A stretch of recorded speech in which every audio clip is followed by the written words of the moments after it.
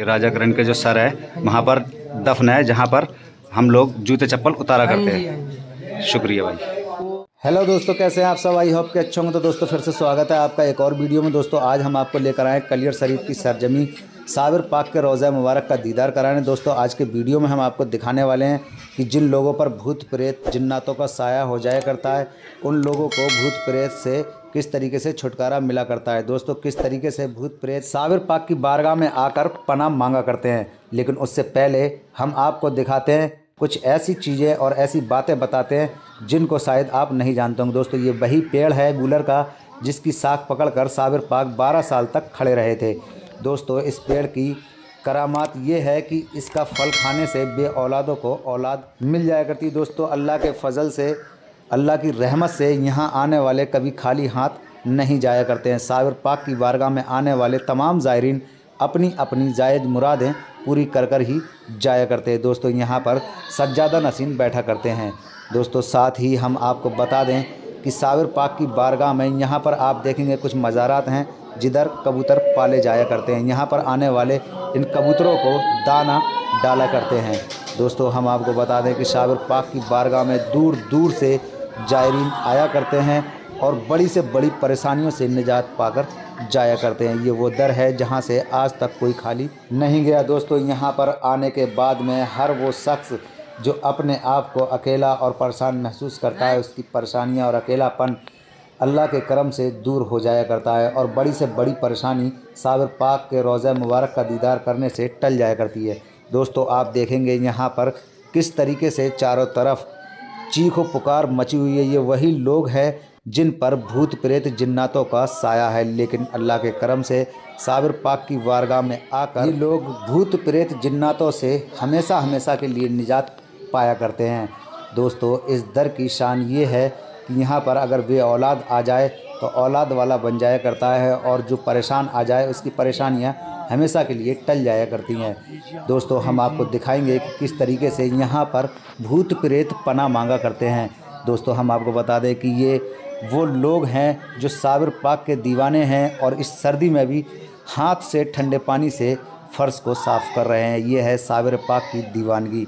दोस्तों यहाँ पर दूर दूर से देश विदेश से ज़ायरीन आया करते हैं। दोस्तों आज के वीडियो में साथ ही हम आपको दिखाएंगे इमाम साहब के रोज़ा मुबारक की कुछ करामातें और साथ ही बात करेंगे यहाँ के खादिम साहब से कि कब कब क्या क्या हुआ करता है और साबिर पाक की और इमाम साहब की हिस्ट्री आखिर क्या है। तो चलिए चलते हैं इमाम साहब के रोज़ा मुबारक की तरफ। दोस्तों ये वो ढोल है जो दिन में 3 बार बजा करता है। दोस्तों हम आपको बता दें इन सीढ़ियों के नीचे एक राजा का सर दफन है जिसका नाम किरण सिंह हुआ करता था, लेकिन इसके बारे में हम बात करेंगे बाद में।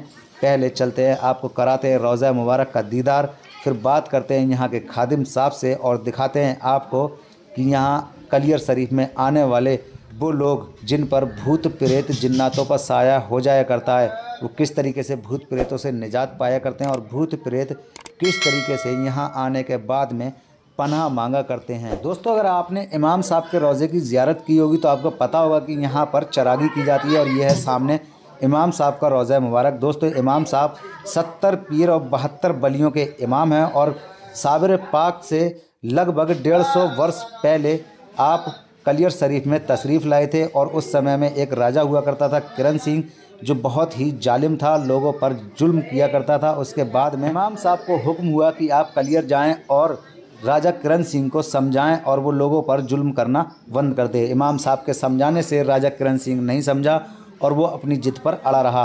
आखिरकार जंग का ऐलान हुआ और इमाम साहब अपनी सेना लेकर राजा किरण सिंह से जंग करने के लिए मैदान में पहुंच जाते हैं। उधर राजा किरण सिंह की फ़ौज भी मैदान में जंग के लिए तैयार थी। दोस्तों हम आपको बता दें इसी जंग में इमाम साहब रहमतुल्लाह अलैह शहीद हुए थे और इसी जंग के दौरान राजा किरण सिंह भी मारा गया था। लेकिन राजा किरण सिंह ने अपनी मौत से पहले अपने सपे सालारों को ये वसीयत की थी कि जब मैं मर जाऊं तो मेरा सर काट कर ऐसी जगह दफन करना जहां पर इमाम साहब दफन हो और जहां पर उनका रोज़ा मुबारक तैयार किया जाए, यानी कि उनका मकाम बनाया जाए। इमाम साहब का रोज़ा मुबारक एक किले के ऊपर है जो कि उस वक्त राजा किरण सिंह का हुआ करता था। दोस्तों हम आपको बता दें, राजा किरण सिंह का कहना था कि जब मैं मर जाऊं तो मेरा सर काट कर इमाम साहब के कदमों के नीचे दफन कर देना, जहां पर आने वाले जायरीन मेरे ऊपर जूता चप्पल उतारा करेंगे ताकि मैं अपने पापों का प्रायश्चित कर सकूं, क्योंकि इमाम साहब ने उसको बहुत समझाया था लेकिन वो नहीं समझ पाया था। तो चलिए हम आपको लेकर चलते हैं अब रोज़ा मुबारक के अंदर और कराते हैं आपको इमाम साहब के रोज़ा मुबारक का दीदार। दोस्तों जैसा कि आप देखेंगे इमाम साहब के रोज़ा मुबारक के अंदर जब भी आप एंटर करेंगे तो आपको 2 रोज़ा मुबारक नज़र आएंगे। लेफ़्ट हैंड पे यानी कि उल्टे हाथ पे जो रोज़ा मुबारक है वो इमाम साहब का है और सीधे हाथ पे जो रोज़ा मुबारक है वो इमाम साहब की बहन का है। दोस्तों ये बात बहुत ही कम लोग जाना करते हैं।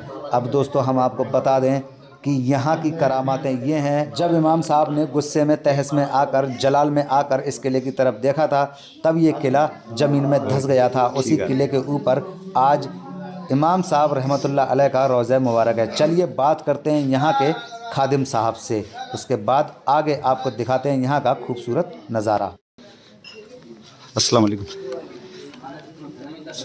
हजरत, कुछ दरगाह के बारे में जानकारी मिल जाएगी? जी मिल जाएगी। बताइए सर, क्या करामातें हैं हजरत की और कहाँ से हैं?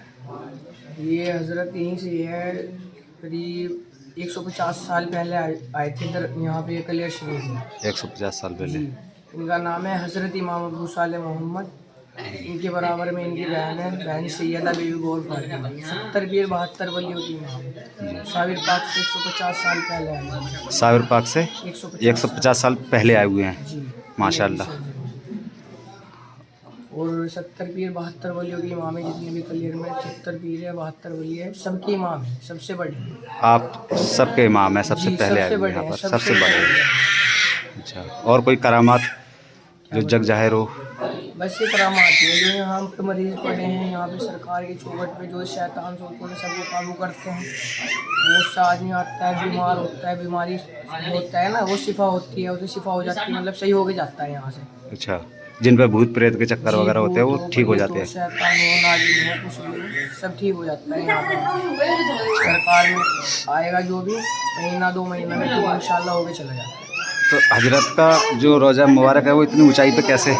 ये समझ लो आप, साबिर को आपको यहाँ पे 754 साल हो चुके हैं। 754 में आप ये 150 साल जोड़ दो, 150 साल में 754 साल 904 साल बस। ये तो इसलिए सबसे ऊंचाई पे कलियर नीचे पे चला गया। ये ऊपर था ना कलियर। अच्छा। तो ये नीचे ही चला गया। अच्छा, ऐसा हो गया। नहीं, हमने सुना है कोई राजा करण सिंह करके थे उनका। राजा किरण था यहाँ पे, राजा किरण था ना जो, हाँ वो यहाँ पे जुल्म करता था कुछ ज़्यादा ही। हाँ हाँ। तो फिर सरकार इमाम साहब को ऑर्डर मिला यहाँ पे कलियर चले जाओ आप। अच्छा। तो कलियर यहाँ पे आए थे। राजा किरण को मार दिया था सरकार ने, खुद भी शहीद हो गया थे, पर्दा ले लिया था सरकार ने। फिर राजा किरण का जो महल था ना उसके ऊपर बना था सर। ये जी सरकार का रोजा। राजा किरण का सर ना सरकार की सबसे फर्स्ट वाली से सेकंड वाली पैडी है ना, तो राजा किरण का सर है उसमें दबा। अच्छा, वहाँ जहाँ से अपन एंटर करते हैं हाँ जी, वहाँ से। राजा किरण का तो सर वहाँ है। पर क्यों दबा हुआ है ऐसा कुछ? वो राजा किरण की ख्वाहिश थी। अच्छा, क्या ख्वाहिश थी, जरा हमें बताएंगे? ये जब मैं मर जाऊँ, हाँ। मेरा जब सर कट जाए तो राजा सरकार की फर्स्ट वाली सेकंड वाली पैडी पर जहाँ पर चप्पल जूते उतारा करते हैं वहाँ पर।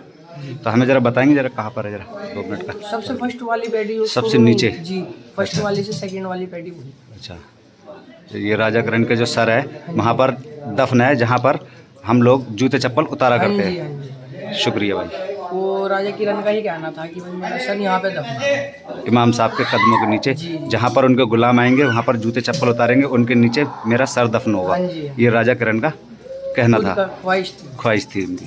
माशाल्लाह। चलिए भाई, बहुत बहुत शुक्रिया। तो चलिए दोस्तों लेकर चलते हैं आपको और दिखाते हैं कि राजा किरण सिंह का आखिर सर कहाँ पर दफन है। दोस्तों आप देखेंगे ये 3 सीढ़ियाँ हैं, इसमें से बीच वाली सीढ़ी के नीचे राजा किरण सिंह का सर दफन है, वो भी उसकी खुद की ख्वाहिश के मुताबिक। उसका कहना था कि यहाँ पर आने जाने वाले लोग सरकार के दीवाने जब आएंगे तो मेरे सर के ऊपर अपने जूते चप्पल उतारेंगे, यही मेरा प्रायश्चित होगा। दोस्तों उम्मीद करते हैं कि आज का वीडियो आपको पसंद आया होगा। दोस्तों अगर आप चाहते हैं कि ये जानकारी तमाम साबिर पाक के चाहने वाले और इमाम साहब के चाहने वालों तक पहुंच जाए तो वीडियो को ज़्यादा से ज़्यादा शेयर कर दें, और चैनल पर पहली बार आएँ तो चैनल को सब्सक्राइब कर दें, और अगर साबिर पाक से मोहब्बत है तो एक प्यारा सा कमेंट ज़रूर कर दें। इसी के साथ मिलते हैं अगले वीडियो में। अस्सलाम वालेकुम।